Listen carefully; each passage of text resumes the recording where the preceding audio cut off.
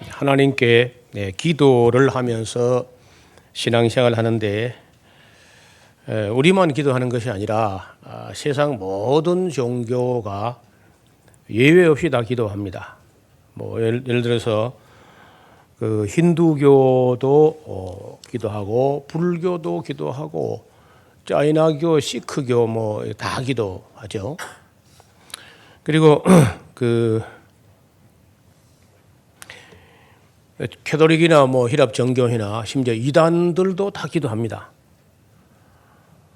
그래서 이 기도한다는 것 자체가 뭐 사람들에게 이를테면은 자기 힘으로 안 되는 무엇이 있기 때문에 일반적으로 이방인들의 그 기도는 전부 뭐 거의 대부분이 자기 소원을 이루기 위해서, 자기 뜻을 이루기 위해서 기도합니다. 대부분. 뭐 아시는 대로 우리나라도 보면 뭐 입시철이 되면은 뭐 절까지 막 복셔통이 되고, 또 심지어 뭐 교회도 막 새벽 기도에 막 꽉 미어지 나오고 이러한 게 대부분 이제 자기 소원을 이루려고 하는 거죠. 근데 예수님께서 우리 가르친 그 기도는 좀 다릅니다. 이 기도하는 거야 하는데, 오늘도 이제 마태복음 6장에 6절부터 그 8절까지 보면은 너 이렇게 기도하지 마라, 이렇게 하지 마라 하는 말이 몇 번 나옵니다. 그러니까 예수님께서 기도에 관심이 많으시고 기도에 대해서는 그 어떤 교훈을 하셨고, 또 교회에서도 이제 가끔 기도를 가르치고 하는데, 그래 하거나 말거나 아직도 우리 기독교인들 대부분이 예수님께서 하지 말라는 식으로 식을 그대로 고집하면서 기도하는 것 같습니다. 그래서 오늘 이제 이 기도에 대한 기본적인 그 의미와 또 자세와 방법을 좀 이렇게 시간이 아마 갈 텐데, 기도라는 말이 한마디로 설명이 안 되는 겁니다. 이게 간단하지가 않습니다. 근데 지금 우리 교회 일반 그 교회에서 진행되는 이 기도를 보면은 거의 다 예수님께서 그런 식으로 하지 마라 하는 걸 골라가면서 다 하는 것 같아요. 이게 문제가 된다는 얘기죠. 그래서 오히려 이제 바르게 하는 게 이상하게 보이고, 이상하게 보이는 것이 그저 익숙해지니까 그게 마치 정상처럼 그렇게 인식이 잘못되어 가고 있는 것 같습니다. 그럼 맨 먼저 기도의 그 성격에 대해서, 기도의 의미와 성격에 대해서 한 몇 가지 정리할 텐데, 여러분 그 유인물에 기도는 무엇이다 이렇게 이제 맨 첫 번째 기도는 도고하는 것이다. 하나님과의 인격적 대화인데, 하나님의 자녀들이 하나님 아버지 앞에 나가서 아뢰는 것이다. 고한다, 도고하는 것이다. 아뢰는 거예요. 하나님 앞에 가서 지극히 거룩하신 하나님 앞에 나아갈 때 두렵고 떨림으로 그런 마음으로 나아가서 우리를 사랑하시는 아버지께 꼭 그 아뢰를 말씀을 감사함으로 아뢰라 이렇게 가르치고 있습니다. 감사함으로 아뢰라. 별로 중요하지도 않은 문제를 가지고 고함을 지르거나 무리하게 부르짖는 행위는 하나님의 이름을 욕되게 할 수 있습니다. 마음을 정돈하고 온 마음을 다하여 정중하게 아뢰는 자세를 도고라고 합니다. 도고. 고하는데 빌어, 글자들 하면 빌어 고한다. 하나님께 뭐 기도하여 고한다. 이게 도고라는 의미를, 아뢰는다는 의미를 가지고 있다는 거예요. 하나님께 아뢰을 때 뭐 과음을 뭐 냅다 지르고 할 필요가 없습니다. 그리고 또 길게 막 그렇게 할 필요가 없고, 막 반복하고 막 이렇게 할 필요가 없다는 거예요. 그건 이방인들이 그래요. 이방인들이. 예수님께서 그렇게 하지 말라 하신 것을 우리가 새겨 들어야 할 겁니다. 두 번째, 기도는요 감사하는 겁니다. 왜냐하면 하나님께서 우리 인간들에게 한없이 끝없이 그 풍성한 은혜를 베풀고 계시는데 우리가 감사하지 않는다면 뭐 잘못된 신앙이죠. 그래서 기도는 감사하는 것이다. 모든 성도는 그 한량없는 은혜에 대해서 감사하는 삶을 살아야 하고 또 마음으로만 이게 꾹 이렇게 눌러 있는 것이 아니라 그 감사한 마음을 하나님께 인격적으로 말씀으로 감사하는 말씀을 드리는 것입니다. 감사라는 말의 그 히브리 말은 토다라는 말인데 여기 지금 문자가 뭐 깨어져 나온 거는요. 이 컴퓨터가 히브리어를 공부를 안 하는 거야. 이 컴퓨터는요. 내 컴퓨터는 히브리어 공부를 해가지고 히브리어 이 철자가 나오는데 뭐 전화를 걸었다 뭐 이상한 일을 하고 있는 것 같아요. 참 재밌는 얘기네요. 하나님의 은혜에 대한 성도들의 응답, 하나님의 은혜 베푸심에 대한 우리 성도들이 응답하는 자세가 바로 기도라는 거예요.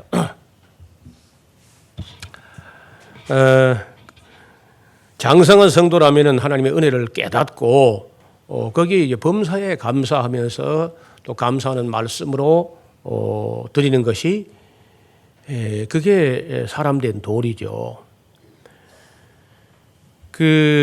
우리 사람도 그렇잖아요. 사람도 우리가 은혜를 베풀 때 그걸 사람들이 뭐 다 갚아라 이렇게 하는 거 아니거든요. 은혜는 그냥 그저 베푸는 겁니다.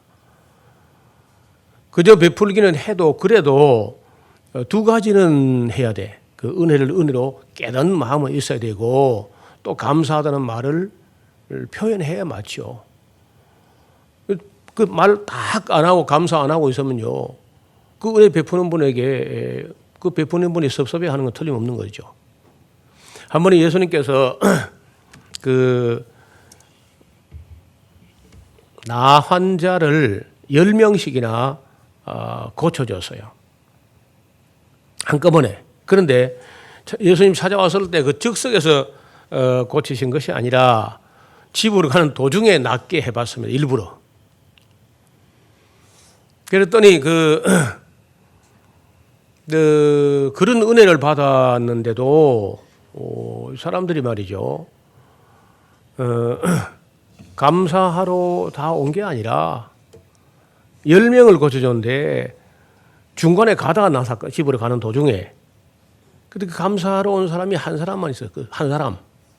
근데 그 사마리아 사람이야. 그리고 이스라엘 사람들은 뭐 아무도 그런 나병을 고침받아 놓고도 감사하러 돌아오지도 않고 그냥 다 집에 가버렸대 그냥. 그래가지고 사마리아 사람 하나만 이렇게 오니까 예수님께서 못내 섭섭해 하시면서 내가 너 10명을 다 고쳐주지 않았느냐. 그 9은 어디 있느냐. 그래 그 나병 같은 그런 뭐 불치병 난치병 같은 걸 고침받고 하나님께 영광을 돌리러 온 사람이 이 사마리아 사람 하나밖에 없단 말이냐. 예수님께서 좀 해서 뭐 잘해서 섭섭해서 말 잘 안 하시는데 그때 그 말씀을 보면요. 예수님께서 많이 섭섭해 하신 그런 표현을 하셨습니다. 그러니까 우리가 은혜를 다 갚지는 못해요. 그래서 감사는 할 줄 알아야 되겠어요. 그래서 이 기도라는 것은 바로 감사인데 감사로 제사를 드리는 자가 하나님을 영화롭게 한다 그런 말이 있어요. 감사. 많은 우리 성도들의 기도가 좀 감사로 바뀌어야 되지 않느냐. 근데 우리나라 사람들 그 기도는요, 감사는 조금밖에 없고 전부 다 간구, 뭘 달라고 자꾸 쫄라대는 그 간구만 남아 있고 감사가 너무 빈약하다 하는 생각이 듭니다. 세 번째 기도는 성찰하는 겁니다. 성찰. 다시 말하면은 성도들은 자기의 삶을 자기 마음대로 살아가는 것이 아니라 항상 그 스스로의 삶을 또 살피고 돌아보고 하나님 말씀에 비추어서 반성해보고 하는 이 맑은 정신으로 자기를 살피는 것을 성찰이라고 성찰.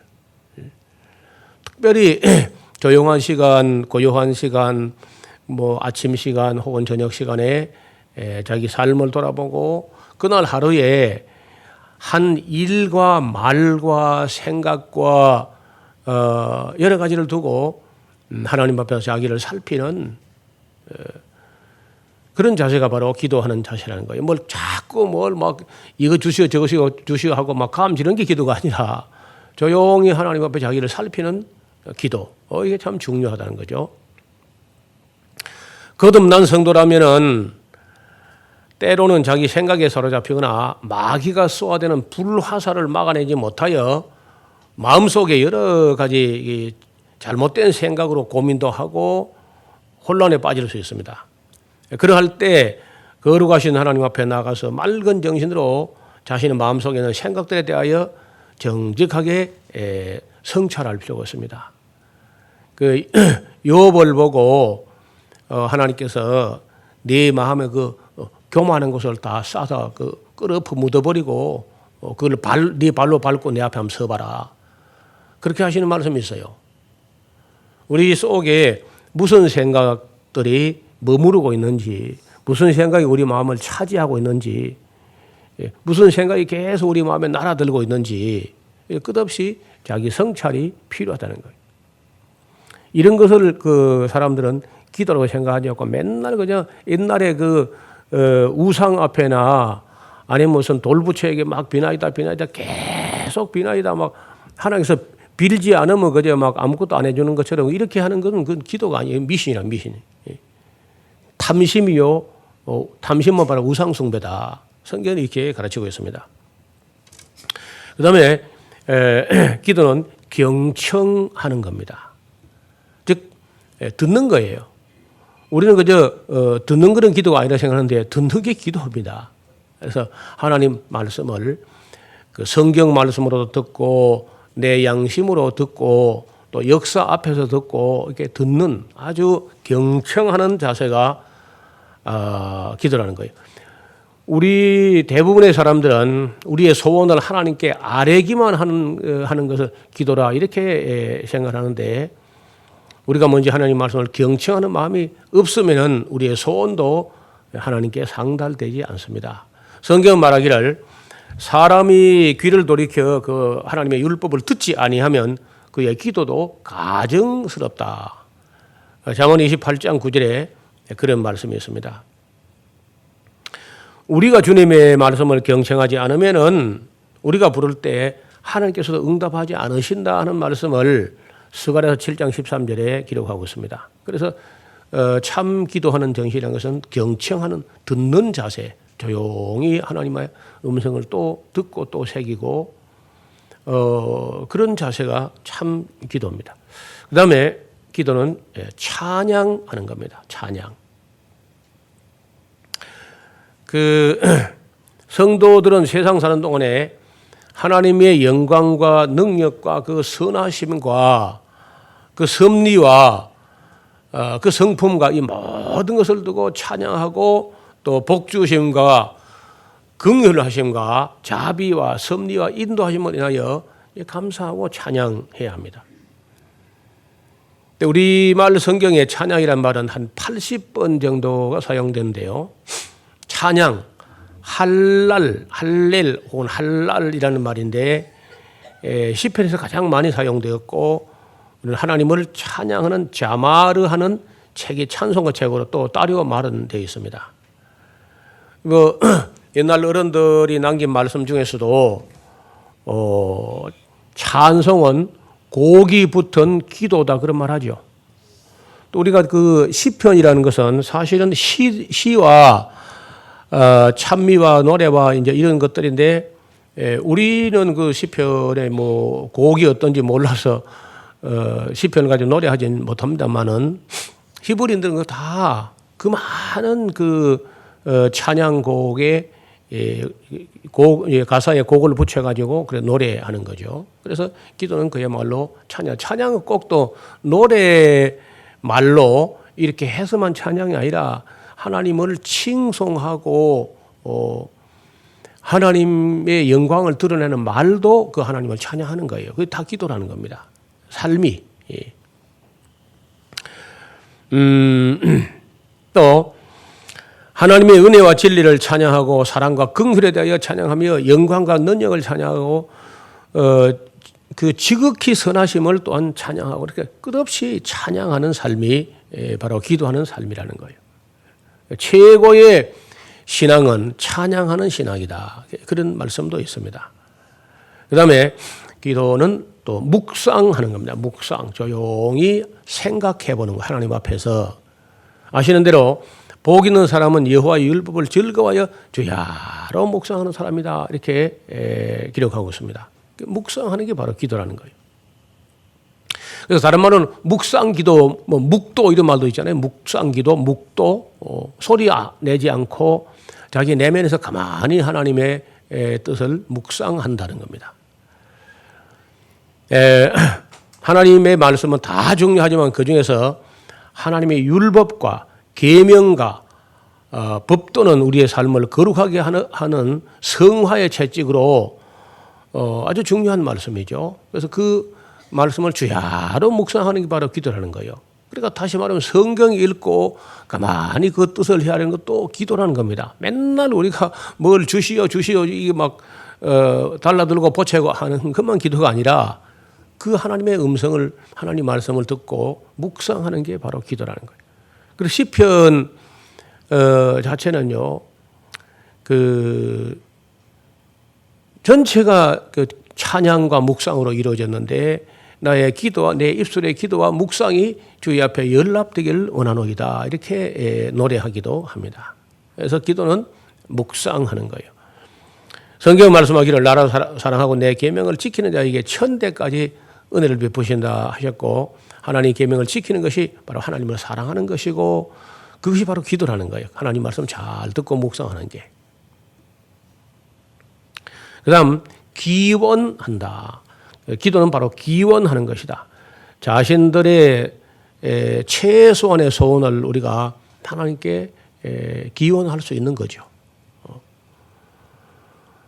그래서 빌고 원한다, 기원한다는 말은 소원을 빈다 이런 뜻인데 그 소원도 그 개인의 자꾸 그 사소한 그런 뭐 세상적이고 육신적이고 물질적인 어떤 그런 욕심을 가지고 빌고 하는 것이 아니라 성숙할수록 자기 욕심은 점점 이렇게 사라지게 되고 하나님의 뜻을 이루기 위해서 빌고 원하는 이런 자세가 참 성숙한 그리스도의 기도라는 겁니다.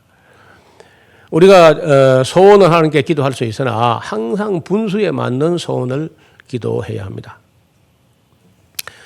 그 주님께서 우리에게 가르친 기도문에서 일용할 양식을 기도하고 사제 은혜를 기도하고 악한 자에게서 구하라고 기도하는 것 그리고 그 유혹에 빠지지 않도록 시험의 템테이션에 빠지지 않도록 기도하는데 또 타인의 허물을 용서하면서 그렇게 기도하라는 것입니다. 우리의 구하는 것이 분수에 넘치지 않게 하는 것이 중요합니다. 아시는 대로 여러분 그 솔로몬의 기도를 하나님께서 들으시고 그 자기를 위해서 수도 부기도 원수의 생명멸하기도 구하지 아니하고 다만 지혜를 얻어가지고 재판을 바르게 해서 억울한 사람이 없게 하겠다 하는 솔로몬의 그 욕심 없는 기도 때문에 하나님께서 솔로몬을 기뻐하신 겁니다. 그 자꾸 무슨 욕심 부리는 뭐 그런 그 이상한 기도를 하지 말고 하나님의 참 어여삐 여겨가지고 저 사람이 나한테 뭘 좀 바라면 좋겠는데 저렇게 안 바라니 어찌할꼬 하고 주시고자 하는 분에서 이러면 주고 싶어서 막 애가 타도록 좀 그렇게 염치 있는 기도를 해야 돼. 여러분 예수도 하는 거 봤죠? 자기 소원을 막 불쑥 내놓는 것이 아니고 아하스의 왕이 뭐 예수도의 그대 소원이 무엇이냐 하고 막 소원 들어주고 싶어서 막 애가 타는 거야. 별로 바라는 것도 없고 하니까 막 애가 타가지고 주고 싶어서 애타게. 뭐든지 욕심꾸러기처럼 뭐 맨날 다고다고 그렇게 하지 말라. 그 품위가 없어요. 그런 기도라는 게. 기원하되 분수에 맞는 그런 기도를 하는 게 좋습니다. 뭐 어떤 분이 뭐 하나님이여 중국을 내게 주옵소서. 그 뭐 하라고 네가. 중국을 내가 요리할 줄 아나, 네가 중국을. 그런 그 분수에 안 맞는 기도거든요. 얼마 전에 그 미국의 어떤 분이 목회자가 너무 선교 열정이 심해가지고 성도들에게 그 전 세계 220개국의 이름을 프린트해 주면서 220개국으로 해서 막 아침마다 그 나라 이름을 불러가면서 기도하라. 뭘 알아야 기도하지. 기도 안 해도 하나님께서 다 알 거 아닌가, 그런 걸? 그 매일 또 220개국으로 기도하면요. 너 어제 해변 또 했잖아, 또. 너 기억 다 하고 오늘 아침에 너 또 하냐, 또? 똑같은 말을? 그 성도들도 참 못할 짓이라. 여러분, 220개국에 대해서 한 나라에서 1분 하면요, 220분인데 3시간 40분이야. 그러니까 그걸 도저히 이 노멀 템포, 보통 속도로 해서는 그 220개국을 기도를 못하니까 방언으로 기도한다 아닙니까? 위리리 삐리리 위리리 삐리 해가지고. 하나님의 그 위리리 삐리 얼마나 듣기 싫으면 아침마다. 그러니까 그런 아주 미신 같은 기도를 우리가 많이 한다는 거예요. 그래서 우리 살렘 이사장이 그분들 만나가지고 220개국에서 기도하고 있으니까 놔두고 당신 남편에서 기도하고 당신 아내에서 기도하시오. 그래가지고 그 가정이 회복됐다 그러잖아요. 그런 분수에 넘치는 이상한 소리 하면 안 된다는 거예요. 우리가 뭘 알아서 220개국에 무슨 기도를 한다는 거예요. 우리가 그 기도하면 하나님께서 움직이고 기도 안 하면 그냥 아무것도 안 하고 그런 하나님이 아니지 않습니까? 그러니까 우리가 기도라는 게 지극히 인격적이어야 돼. 그 다음에 기도에는요, 자복하는 요소가 있습니다. 모든 기도가 다 자복하는 건 아니지만은 기도에 자복하는 게 있다는 거죠. 사람이 하나님 앞에 나갈 때 항상 문제가 되는 것은 죄와 허물의 장벽이 있을 수 있고 우리의 경건하지 않는 삶에 대해서 하나님 너무 거룩하시다. 그래서 그 장벽이 될 수 있는데 사람의 마음에 제약을 품고서는 하나님 앞에 나갈 수 없습니다. 그래서 무엇보다 우선되어야 할 것이 바로 죄에 대한 자복이라는 것인데 그 자복은요, 가능하면은 집에서요, 집에서. 그래서 지금은 그 자복 중에 공개 자복이 있고 아니면 은밀한 자복이 있는데 오늘날 교회에서는 공개 자복이 때로는 덕이 안 될 수 있다. 그래서 은밀한 중에 골방에서 자복하는 게 좋습니다. 제가 밀양에 있을 때 그 점을 가지고 교회에서 거기서도 너희는 이렇게 기도하라 한 특강을 한 적이 있거든요. 오래됐는데 10몇 년 넘은 일인데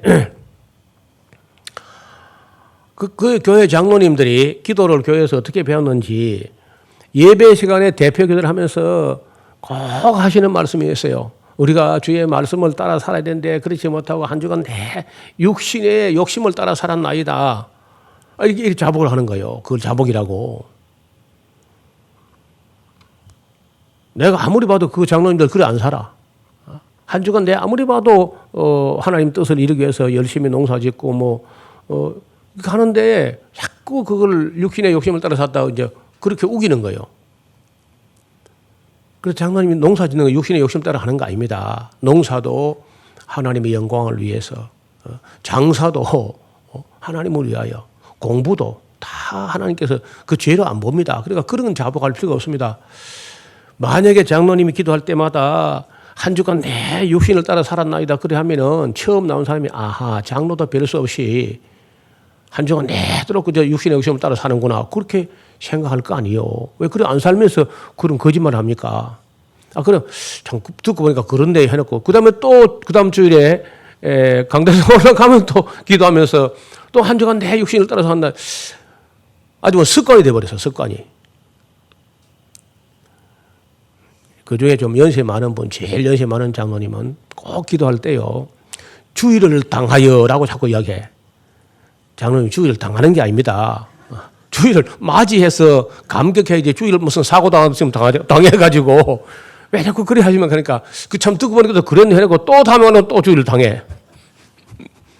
그래서 이거 한번요, 기도 습관도 한번 그 입버릇처럼 굳어지면요 참 고치기 힘든 것 같아. 그래서 처절하게 납득이 돼야 돼. 그 젊은 장로님들은 바로 고쳐지는데 연세가 들수록 그걸 잘 못 고치는 걸 제가 봤습니다. 그래서 자복하는 것은 토요일까지 자복하고 주일 왔을 때는 대개 감사와 찬양을, 예배 시간의 기도가 감사와 찬양 그 기도를 그렇게 하는 게 좋습니다. 뭐 이 구절 다 찾아가면서 하려면 굉장히 어려운데 이 내용을 제가 홈페이지에 또 있고 여러분 브로셔 안에 있으니까 집에서 꼭 구절 한번 찾아보시길 바랍니다. 그러나 또 역시 기도에는 간구하는 요소가 있는 거죠. 간구가 있습니다. 기도해야 할 문제 중에 간절한 소원이 있어서 하나님께 구하게 될 때 누구든지 간구, 아타를 할 수 있습니다. 우리말 성경에서 최초로 간구한 사람은 아브라함과 이삭이라고 할 수 있습니다. 아브라함은 소돔과 고모라 그리고 조카 롯을 생각하여 하나님께 간구하였고 이삭은 아내 리브가가 잉태를 못하는 것 때문에 하나님께 간구했다 하는 그런 기록이 있습니다. 뭐 그 큰 욕심이 아니죠. 이삭이 60세 될 때까지 아들을 못 낳으니까 그 참 간구할 수 있는 거죠. 그런 큰 욕심이 아니야. 그리고 그 아브라함의 간구는 소돔과 고모라 자기 조카를 생각하고 자기를 위한 것도 아닙니다. 그게 애 같아서 그렇게 간구했습니다. 또 야곱이 그 형 에서의 손에서 구원받기 위하여 간구한 기록과 이스라엘 자손들이 애굽에 있을 때에 그 고역으로 인하여 하나님께 간구했다 하는 그런 기록이 있고 꽤 여러 군데 간구라는 말이 있습니다. 신약에서도 물론 간구라는 말이 있는데 간절한 마음으로 하나님께 구한다 그런 뜻이에요. 간구. 기도에 간구하는 요소가 있습니다. 그러나 맨날 첫날 같은 말로 간구하거나 뭐든지 그저 기도는 다 간구다 이런 식으로 해서는 곤란하다는 거예요. 기도는 때로는 탄원하는 수가 있습니다. 탄원.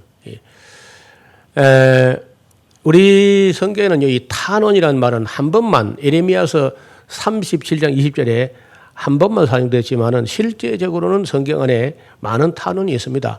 모세가 이스라엘 백성을 위하여 탄원하는 기도가 있었지만 일반적으로는 간구나 탄원을 우리말로는 간구 탄원이 분별 없이 썼는데 이제 히브리어는 조금 다르게 쓰고 있습니다. 그래도 뭐 거의 비슷합니다.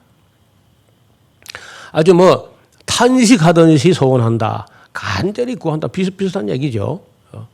우리가 살아가는 중에 스스로의 힘으로 헤어나올 수 없을 때는 누구나 하나님께 간구할 수 있고 또 탄원할 수 있습니다.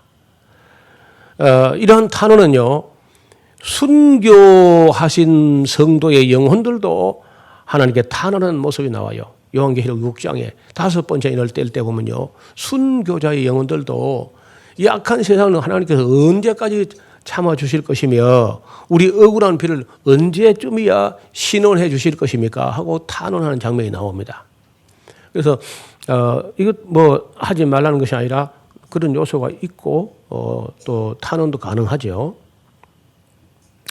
그 다음에 기도는요, 의탁하는 것이다. 의뢰하는 것이고 의탁하는 하나님께 부탁하는 것이다.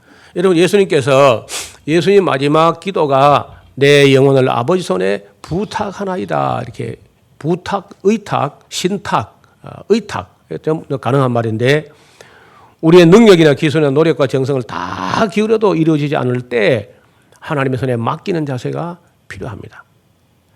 내가 최선을 다해서도 불구하고 이루지 못하는 일이라면 하나님의 손에 의탁하고 마음의 힘을 얻어야 돼요. 뭐 이루어지든 안 이루어지든 하나님 뜻인 줄로 믿겠습니다 하고 힘을 얻어야지.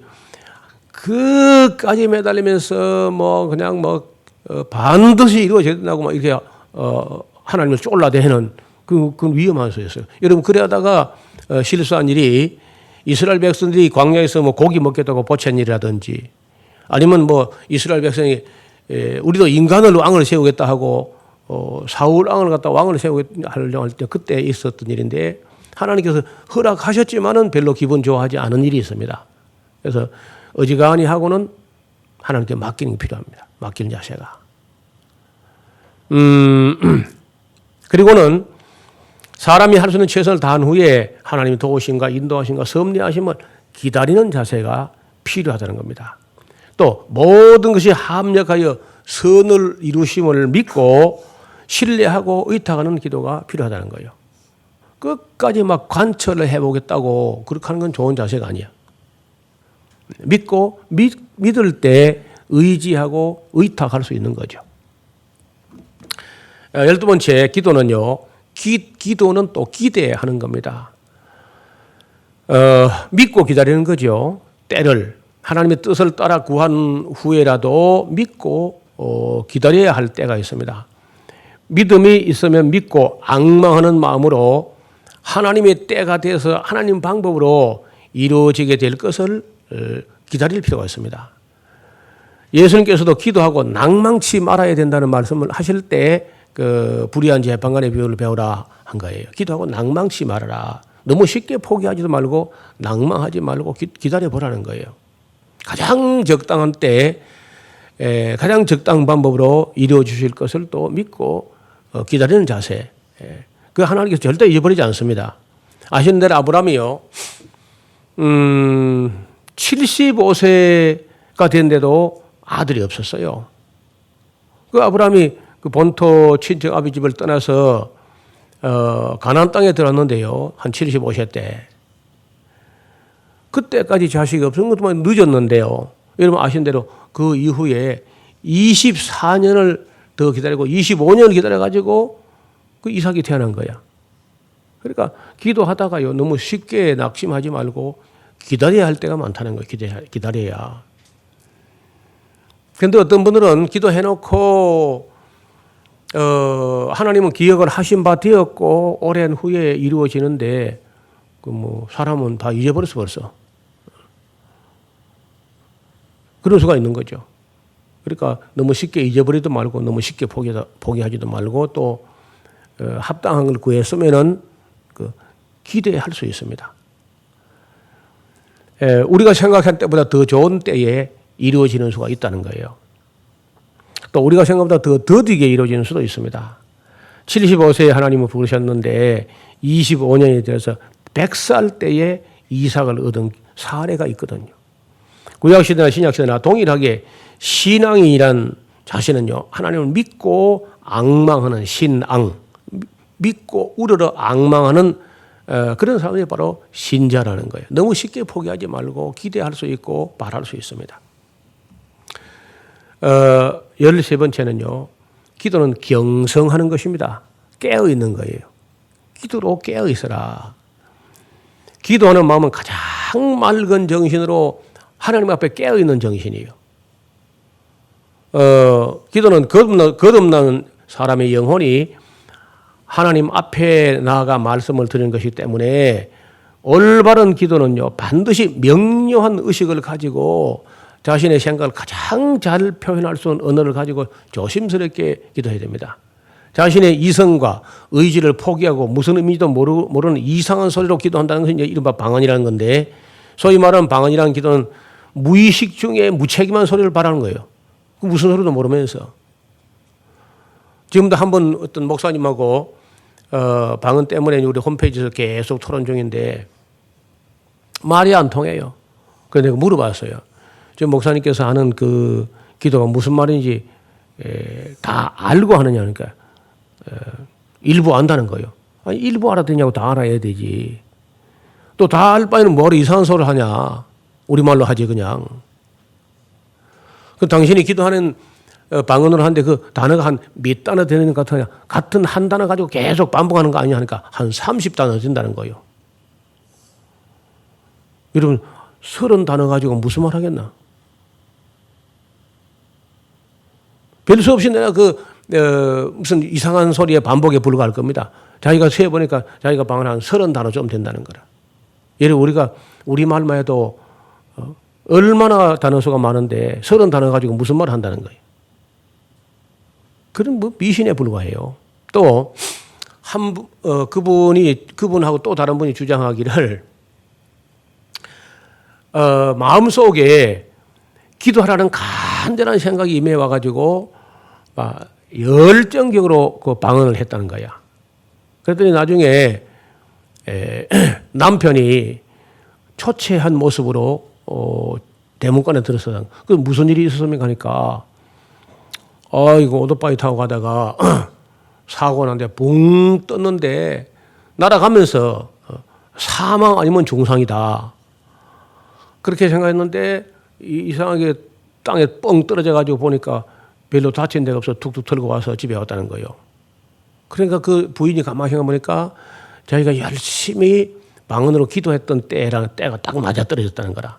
그래서 그 지금 저하고 대화하는 그 목사님도 이게 바로 성령이 시킨 기도가 아니냐는 거야. 방언이.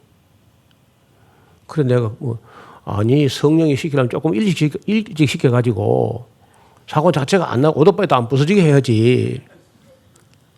그렇잖아요. 또 그 목사님은요 어느 날 자기 가족이나 누군가 교통사고 날 것 같다 하는 생각이 들어서 들은데 에이 내가 미쳤지 무슨 이런 생각 안 하고 기도를 안 했더니 그만 교통사고를 당했다는 겁니다. 참 이상한 성령 같아. 아니 이상한 성령이 아예 그 교통사고나 그 사람 보고 그 차 타지 마라 하든지 다음 차 타라 하든지 아니면 운전기사의 손을 붙들어 가지고 사고 안 나게 도와주실 일이지. 그 목사에게 깊은 감동으로 방언 기도를 하게 하고 방언 기도 했으면 사고 안 나게 해줄 텐데 그 목사가 방언 기도를 안 했더니 그만 사고 났다. 그게 말이 됩니까? 우리 샤론교회도 혹시 성령은 정말 그런 분이구나 그게 믿어지냐고.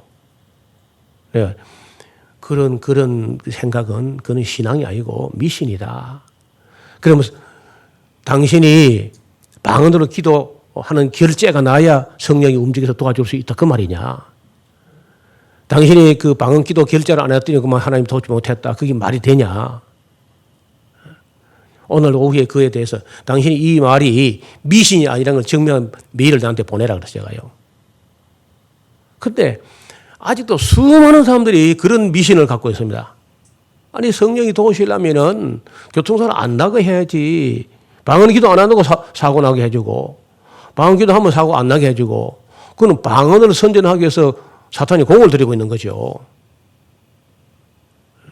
성령은 그래 안 할 겁니다. 그래서 어떻게 이런 미신들이 우리 교회에 만연되고 있는지 정말 이해가 안 된다는 거예요.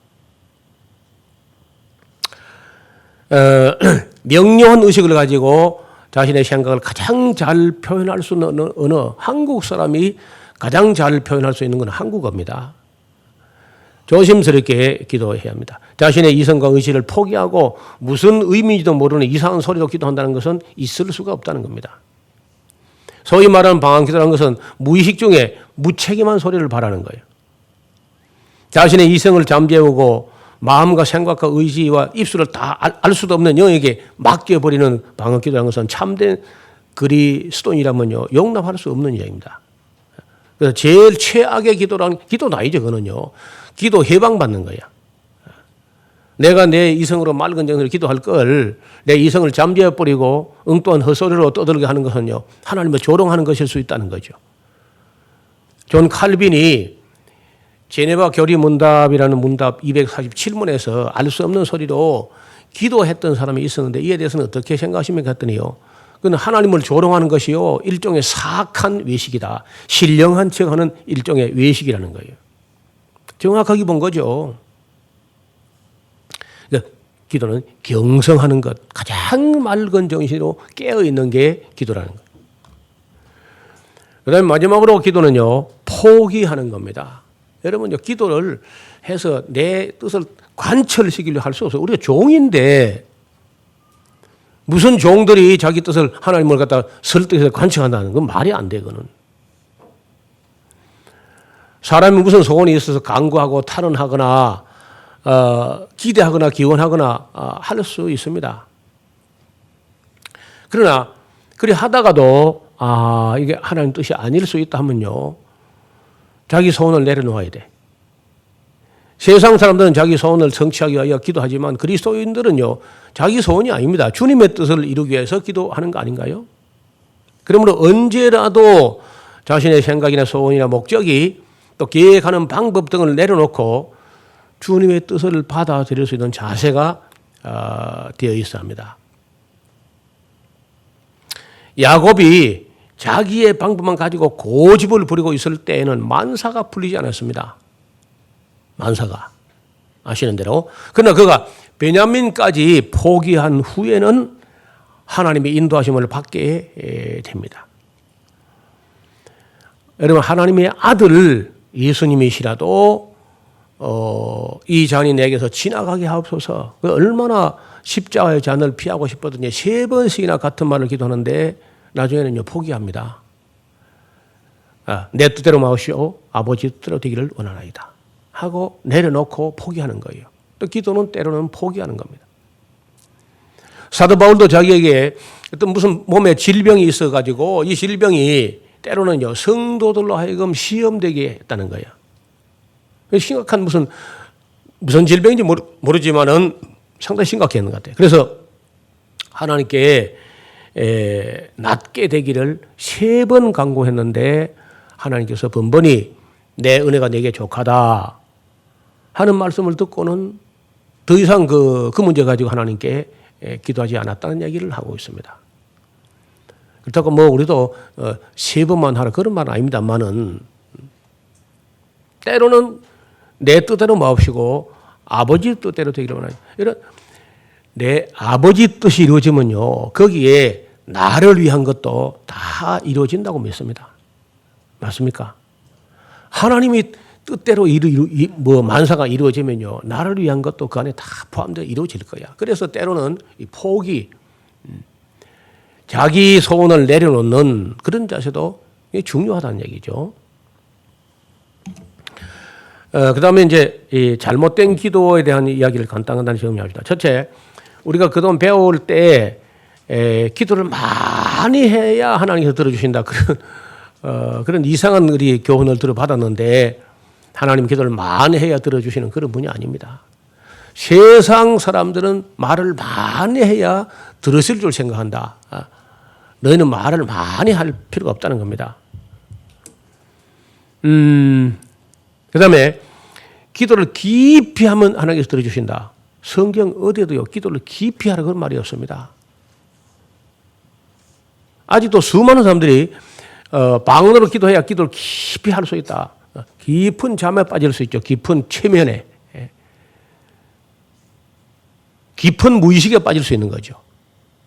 성경은 무의식 속에 기도하라 그런 말이 없습니다. 그 다음에 기도를 큰 소리로 하면 하나님께서 들어주신다. 하나님은 귀가 어두운 분이 아닙니다. 아시는 대로 한나는요 막 주여 삼차하고 막 큰 소리 기도한 게 아닙니다. 엘리가 보니까 뭐 하는 것 같아요? 입술만 움직여 소리가 하나도 안 났다는 거죠. 맞아요? 큰 소리 아닙니다.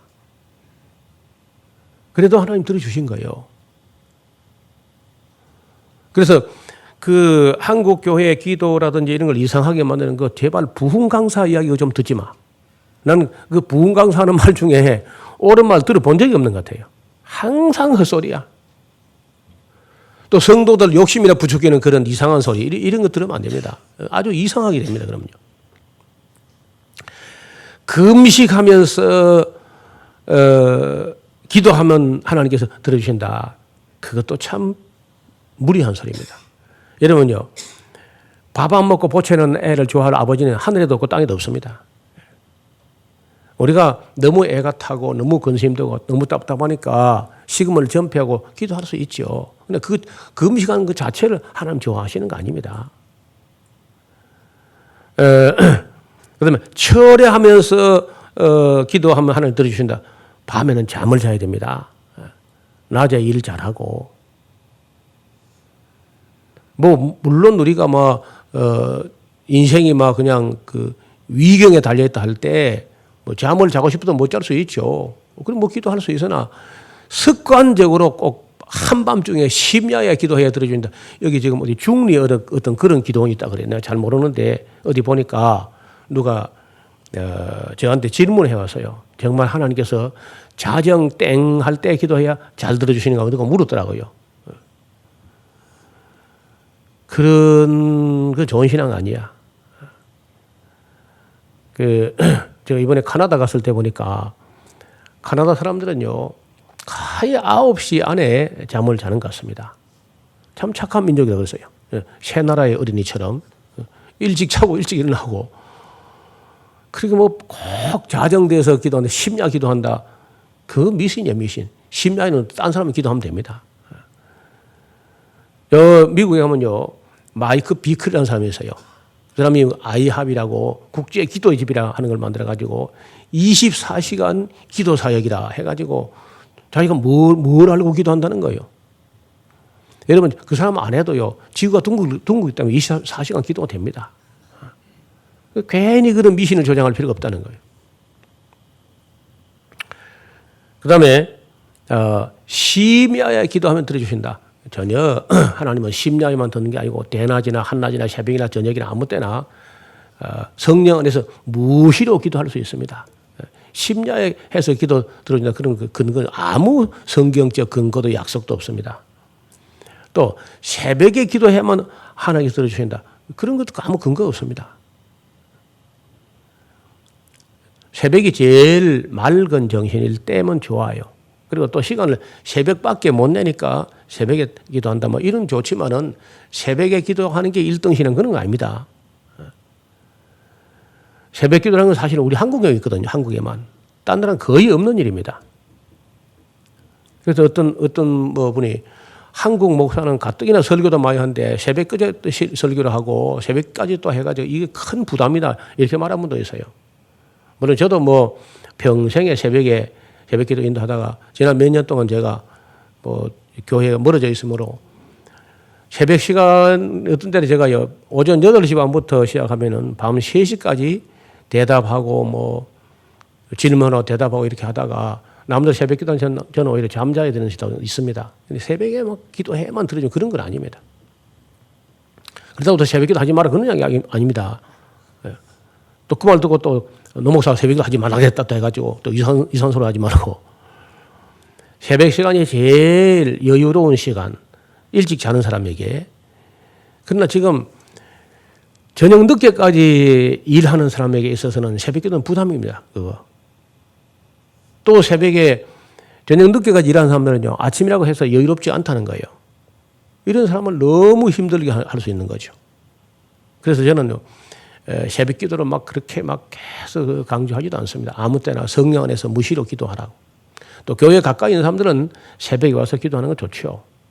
그런데 새벽에 들어주기 때문에 잘 들어주고 이런 건 없습니다. 그런 거 아무 근거가 없어요.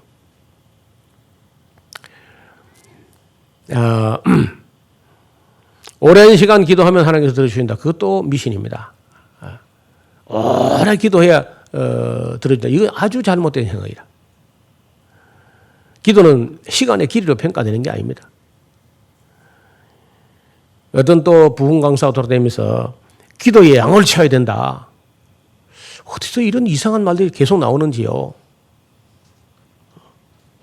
성경 어디도 기도의 양을 채우라 그런 말이 없습니다. 근데 어디에서 그런 말이 자꾸 나오는지. 또 간절한 마음으로 기도하면 하나님께서 들어주신다.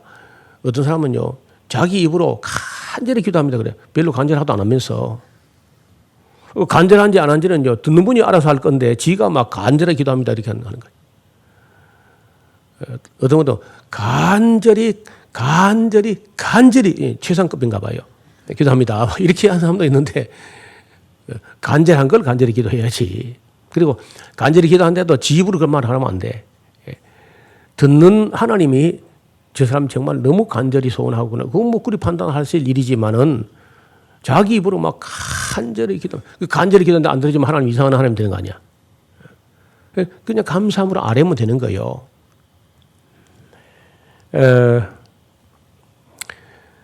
기도를 빡세게 하면 하나님께 들어주신다. 기도는 원장이 하는 소리입니다. 기다 되게. 제가 아는 분 중에 한 분이 사업을 하다가 자꾸 이제 부도가 연발로 막 나게, 연쇄 부도가 나게 생겼으니까 그럼 부도 막을 방법을 대책을 해야 되는데 근데 다 놔둬버리고 기도는 올라가는 거예요. 그 가는 이유가 뭐냐면 기도를 빡세게 하러 간다는 거예요. 일은 자기가 저질러 놓고 기도 빡세게 한다. 그게 부도가 해결됩니까? 결국은 보니까 줄줄이 부도 다 나더라고. 기도 빡세게 했는데. 이제 그런 것도 다 어디 기도원 원장이 한 소리에 이제 너무 많이 들어서 오래 들어서 그래. 그 다음에 1,000번의 제물을 바치면 응답하시는. 하나님께서는 그런 제물을 바치지 않아도 응답하십니다. 제가 요 며칠 사이에 들었는데 정말 그런 줄 알고 1,000번 감상금 봉투를 바치면 그 1,000번째요 하나님께서 기도를 응답하는가 싶어서 그 바쳐오다가 인터넷으로 저 강의하고 이런 걸 들어봤대요. 들어보니까 자기가 들어봐도 엉터리한 거 확실하다는 거예요. 하다 중단했는데 아예 중단해버릴까요? 그래도 뭐 약속했던 거니까 또 계속 드려야 할까요? 또 나한테 묻더라고. 제가 뭐라고 하면 되겠습니까? 알아서 하세요, 그냥. 그러니까 전혀 분별력 없이 그냥 누가 선동하면 선동한데 그냥 다 맹목적으로 눈 감고 따라가는 거야, 눈 감고. 그럼 이제 분별력이 있어야 되면 성도들도. 하나님은 그런 제물을 바치지 않아도 응답하십니다. 또 어떤 사람은요, 숨을 내쉴 때마다 죄를 내뱉고 숨을 들이킬 때 성령을 빨아들이라. 이게 이른바 관상기도 운동하는 사람들이 하는 소리입니다.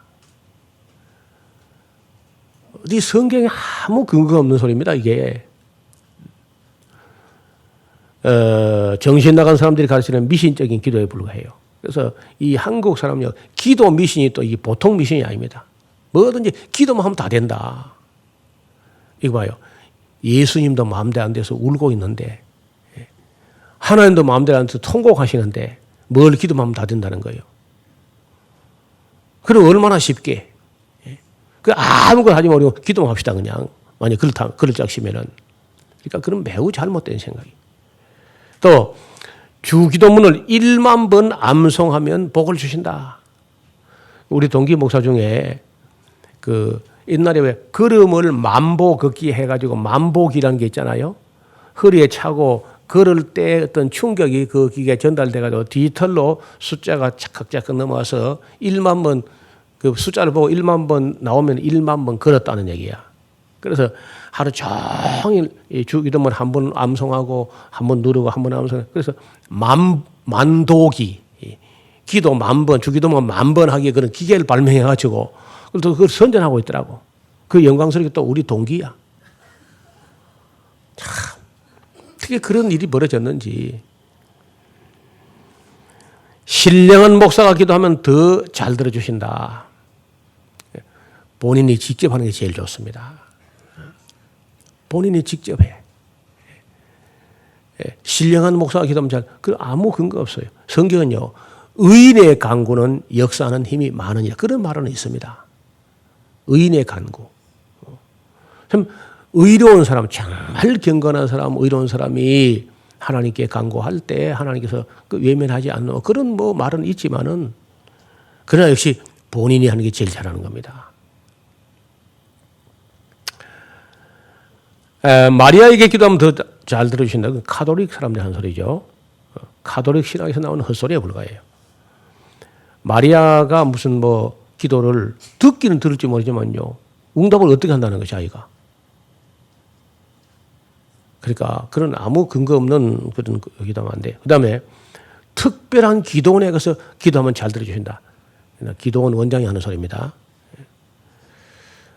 그 어떤 기도원 가면요, 어떤 바위에서 응답받았다 해가지고 또 바위 서로 차지하려고 막 또 싸움이 벌어진다는 거예요. 그런 다 장소의 메인은 아무 근거 없는 소리입니다. 또 애걸 복걸하면서 눈물로 기도해 들어주신다. 그거 어떻게 또 그런 미신이 나오는지 몰라.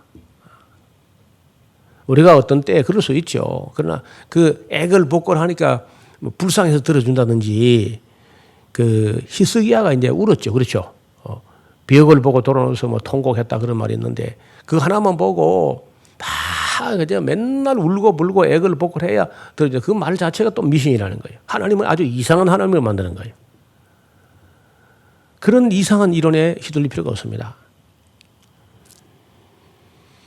여러 번 반복해서 기도해야만 응답하신다. 그것도 이제 엉터리입니다. 반복해서 기도해도 합당치 않으면 절대 응답하지 않을 겁니다. 죄를 하나도 없이 회개해야 응답하신다. 그것도 엉터리야. 그렇지 않습니다. 여러분, 어떤 사람을요, 예수님께서 고쳐주신 후에 나중에 성결에 만나가지고, 봐라, 네가 나았지? 더 심한 것이 걸리지 않게 다시는 죄를 범하지 말아라. 병 먼저 고쳐놓고, 그 다음에 따로 만나가지고 죄에 대해서 회개 하나도 없이 그래 안 하고 아직 죄가 있는데 일단 병 고쳐준 후에 다시는 죄를 범하지 말아라. 그 사람의 어떤 병은요, 죄하고 상관이 있던 것이었어 보니까.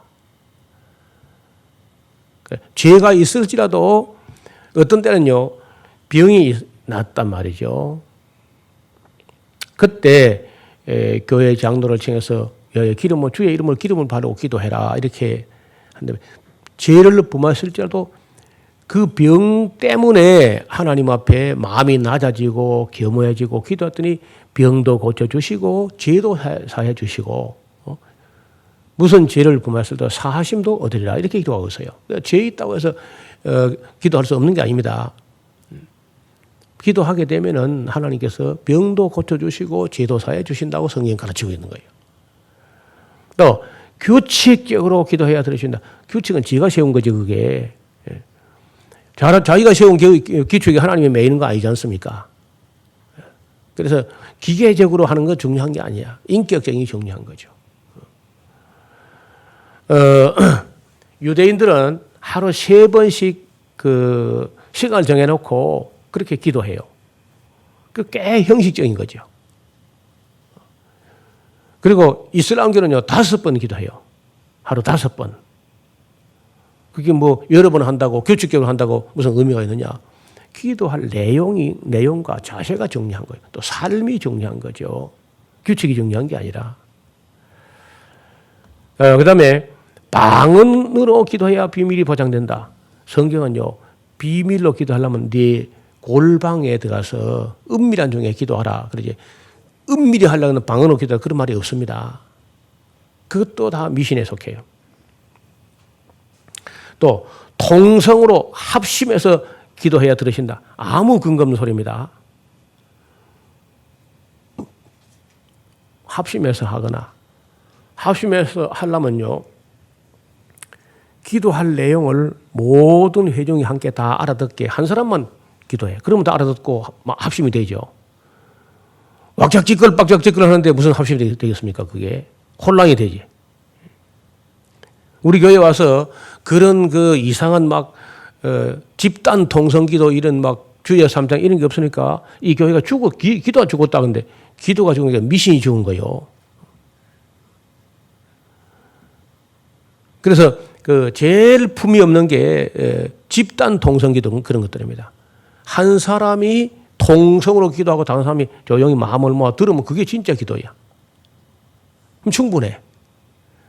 그 외에 왁작지껄 박작지껄 해가지고 혼란의 극치를 보이면 하나님 들어주는 그게 말이 안 돼요. 그건 데모 현장에서 그럴 수 있는데 우리 하나님께 데모하는 게 아닙니다. 인격적으로 대표자가 한 사람이나 다불가 3사람이나 그렇게 순서 정해서 한 사람이 잘 알아들을 수 있는 말로 기도하고 다른 사람은 함께 마음을 모아서 아멘 하면 충분히 됩니다. 그러니까 자꾸 이상한 쪽으로 몰고 가지만 옛날에 없던 건데 그게.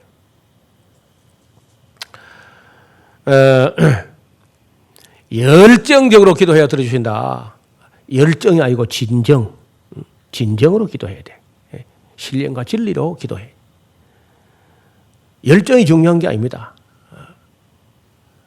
그래서 그 맑은 정신으로 겸손히 그리고 정중하게 진지하게 그 믿음을 가지고 그런 자세가 그 진정성 있게 해야지 막 횡설수설 중언부언 막 열정적으로 이렇게 하는 건요 전혀 하나님 기뻐한 기도가 아니야. 품위도 없고, 그다음에 끊어지지 않고 24시간 릴레이 기도해야 된다. 또 그건 또 릴레이 기도 또 어디서 가져와가지고 그러면 릴레이 하다가 빠져 기도 나버린 거 막 하나님 실수해가지고 막 일이 엉클어지고 그렇습니까? 그게 다 미신이라는 거예요. 제가 보기엔 다 미신이겠다. 그러니까 한국에서 가장 미신적인 요소가 많은 게 바로 기도에 대한 미신이란 기도 미신, 이상한 미신들 매우 잘못 길들여졌어요. 그것도 그럴 것이 신학교에 갔더니요 여러 과목이 있는데 기도학이 없는 거예요. 기도학이. 아니 세례요한도 기도를 가르쳤고 예수님께서도 너희는 이렇게 기도하라 가르쳤고 유대인들은 또 18개의 기도 형식이 있습니다. 세모네 에스레 18개의 기도 형식을 따라서 행설수설 중구난방으로 천방지축으로 기도하지 않으려고 기도의 틀을 짜서 거기에 맞게 기도하라고 했는데 우리는요 기도를 18개씩이나 이렇게 하지 않지만은 예수님께서 기도의 대헌장으로 너희는 이렇게 기도하라 이렇게 한 그 모범이 있으니까 거기에 맞추어서 먼저 하나님 뜻이 이루어지기를 위해서 기도하고 그리고 또 우리에게 최소한의 필요를 위해서 또 기도하고 그리고 악한 자에게나 유혹에 빠지지 않게 기도하고 그런 몇 가지 틀이 있는 거예요. 그러니까 그런 이상한 미신적인 기도에서 자유하시기를 바랍니다. 인격적으로 그리고 소중한 것은 그 기도한 날짜와 내용을 적어가면서 더 잘하려면요 다윗처럼 기도문을 다 쓰는 거예요. 말도 지극히 정성스럽게 다듬어서 시를 쓰듯이 써가지고 다윗은 그래도 모자란다고 생각해서 거기 곡을 또 갖다 붙이고 그래도 또 모자라서요 아름다운 악기 소리에 실어서 이렇게 기도와 찬양을 올려드린 게 다윗이라는 거예요. 우리 그까지는 못해도 어떤 기도를 아름답게 하도록 해야 됩니다. 주여 삼창하고 부르짖어야 된다. 그러할 때도 있겠죠. 예를 들어서 우리가 난파선이라든지 아니면은 나라가 위기에 처했다든지 할 때 우리가 기도 철야할 수 있고 과음 지를 수 있고 주여 삼창이라 30창도 할 수 있겠죠. 근데 그냥 그 습관적으로 그냥 아무 때나 시도 때도 없이 주여 삼창하고 이것도 별로 제가 품위가 없어요. 그리고 제가 가끔 지나가면서 드린 말씀인데 2인칭으로 부르는 혹격조사 누구누구여 하는 말은요 자기보다 손 위의 사람에게 붙일 수 없는 조사예요. 우리 국어 문법이 체계화되지 않았을 때에 지금 현재 우리 가진 성경이 번역되었습니다. 그래서 여호와여 주여 이런 말이 성경에도 있습니다. 그러니까 지금 와서 문법이 정돈되고 나니까 2인칭 혹격 조사로서 누구누구여 하는 것은 손위의 분들에는 안 맞는 말인 거예요. 여러분 에스라우서 가지고 노우허여 목사여 해봐요. 그게 별로 예절에 속한 언어가 아니라는 거예요. 가서 저 권장로 집에 가서 장로여 막 감실 봐. 별로 권장도 별로 안 좋아할 텐데요. 누구 장로여 했으면요. 집사여 해도 그 마음 별로 좋지 않고. 그게 좋은 말이 아니야 그게. 그 누구여라고 하는 2인칭 혹격 조사는요. 동격일 때 그리고 아래 사람들을 끌어올려서 결애여 동포여 그대여 이렇게 할 수 있어요. 그래서 그 동격이거나 아니면 아래 사람들을 끌어올려서 그렇게 누구 할 수 있습니다. 그러니까 위에 분에게 누구여 하는 건 안 된다는 거예요. 아니 위에 정도가 아니라 지극히 높으신 분이 어떻게 주여 삼창을 한다는 거예요. 그래서 이런 것도 세상 사람들도 말을 합니다. 이것은 그 문법에 맞지 않은 기독교가 용어가 순화되지 않았다. 시대에 동떨어진 그 캐캐묵은 옛날 국어 문법 체계가 체계화되지 않았을 때 이렇게 쓴 번역을 그대로 해서 입에 익숙해가지고 하지만 옳지는 않다는 거예요. 이게 다 기도원이나 부흥 강사들이 하는 소리에 불과합니다. 그래서 우리가 좀 더 그 인격적인 신앙을 가지고 하나님께 기도할 때 좀 더 진지하고 좀 더 정중하게 또 경건하게 또 아름답게 그렇게 다듬어서 기도하고 품위 있게 모든 것을 품위 있게 하고 질서 있게 하고 또 규모 있게 해도 또 길게 하지 않는 게 좋습니다. 여러분 특히 공예배 기도는요 A4 용지로 하면은 반 페이지 정도나 아무리 길어도 한 페이지 넘으면 곤란해. 우리가 주기도문 그 길이를 받지 않습니까? 그대로 하면요 20초입니다. 20초. 내가 천천히 해봤는데 25초야. 그렇다고 기도를 또 20점 하더라 그런 소리 하지 말고 2, 30분 하면 충분합니다. 매일 드리는 기도를 꼭 뭐 시간을 막 채우고 그런 거 미신입니다. 하나님 전혀 그런 거 원치 않아요. 삶을 기도가 되게 삶이 또 찬양하며 감사하며 품위 있게 하고 아름답게 하고 그리고 그리스도인들의 기도가 가장 아름답다 하는 소문이 나게 해야 될 텐데 지금은요 가장 시끄럽고 가장 추태를 부리는 게 기독교인 기도야. 왁적지껄 뻑적지껄 하는 게 바로 기독교만 그러거든 지금요. 이래서 세상 사람이 볼 때는 꼭 광신도들의 맹신도들의 광신자처럼 이렇게 품위 없는 집회 문화 이런 것들이 하나님의 영광을 가리우고 전도의 길을 막는 수가 있습니다. 일본의 그 오사카 샤론 교회, 오사카 이스라 성서원에 윤년희 집사님 얼마 전에 다녀갔잖아요. 처음에 자기 남편이 믿지 않는 사람이고 일본 사람과 결혼했었는데, 그래 이제 여러분 남편이 안 믿을 때 그 아내 되시는 분들은 그 남편을 교회로 한번 인도하려고 얼마나 노심초사 애를 태고 정성을 다하고 마음을 다하고 성품을 다하고 힘을 다해가지고 모처럼 교회에 한번 집회에 모시고 와서 그 남편 믿음이 생길란가 싶어가지고 그럴 수 있잖아요.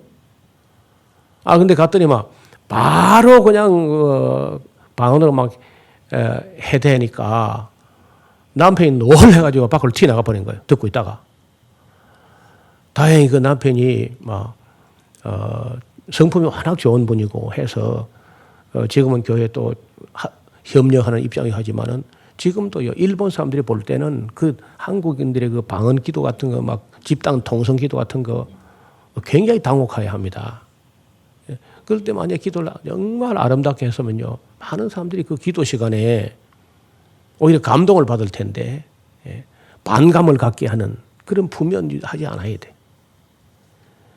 어떤 분은 또 그런 집회에 모셔가는데 그런 방언으로 막 이렇게 집단 방언을 하니까 또 그분도 충격을 받고 다시는 안 나가는데 그분은 한국어를 모르니까 방언 그 이상하게 한국말인 것보다 해서 그렇지. 만약 그런 분들이요. 그런 분들이 그게 아무 의미도 없는 소리인 줄 알았으면요. 영원히 교회 안 나올 수 있는 거죠. 저런 야만인들이 있나 하고. 그래서 앞으로 우리 샤론 교회는 어떤 시대에 아무리 인간 세상 풍조가 바뀌고 또 심지어 교역자가 바뀐다 할지라도 그 기도 문화가 가장 바른 교회, 정말 아름답게 기도하는 교회로 주님 오실 때까지 남아 있기를 바람하지 않습니다. 기도드립시다. 하나님 아버지, 그동안에 저희들이 성경도 잘 모르고 찬양도 잘 못하고 기도도 또 엉터리를 하고 하나도 제대로 해온 것이 없고 제대로 배운 것이 없이 참 하나님 앞에 세상 앞에 우리가 품위 없는 짓을 참 많이 했던 것 같습니다. 이제라도 우리의 마음과 자신을 가다듬어서 하나님의 영광을 가리우지 않고 오히려 하나님의 영광을 크게 드러내는 우리 샤론 교회가 되게 하여 주옵소서. 예수님 이름으로 기도하옵나이다. 아멘.